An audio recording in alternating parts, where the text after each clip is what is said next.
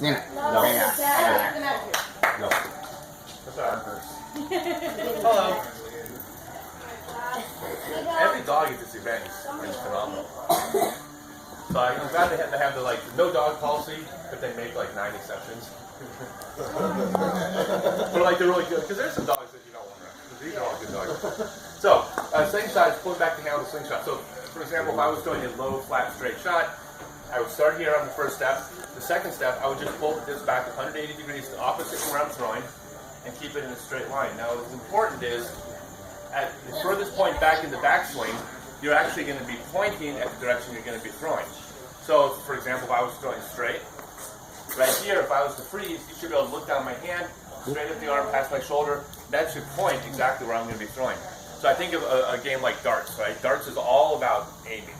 If you were throwing darts, you would never do this, right? You would never try to pull off that line and try to find that line again. It would be impossible to hit that line. Instead, you'd keep that line in a straight line. If you were shooting pool, you wouldn't be out, out here. So think of it the same way. Pull everything back in 180 degrees, and that's going to allow you to keep on that line. This is just, again, how you're aiming. Everything's on a line. I jumped ahead, welcome back to it. So, on the step 2 is reaching back 180 degrees, point where you're throwing.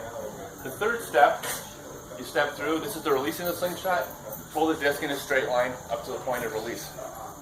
Now, I was talking about a couple of big misconceptions in throwing technique. This is one of the first ones. Has anybody ever heard that you want to pull the disc across your chest? Yeah. Okay.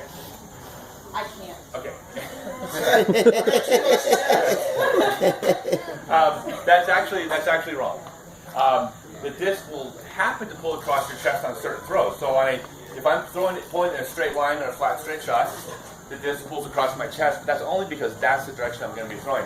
If I was to say throw a shot, a high hyzer over the trees, I'm going to pull that disc in a straight line, pointing up over the trees.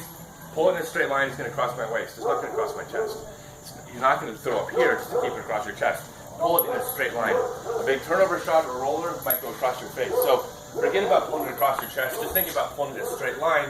Wherever it goes across your body is fine. So now the reason why, not to go on about it, but the reason why it's important is if you're always pulling this across your chest, this is kind of like a basic, almost like a beginner throwing strategy. You get a disc that goes left, a disc that goes straight, a disc that goes right. You can throw them all across your chest, and they're going to do all the work for you, right? The problem with that is that if you took every disc in your bag and you charted out how it would fly if thrown flat, you would have a finite number of flight paths to go. If you overlay those different flight paths on every single hole out here, you can't get to every hole out here with just those flight paths. You can't limit yourself to just going straight and having to turn one direction and then fade.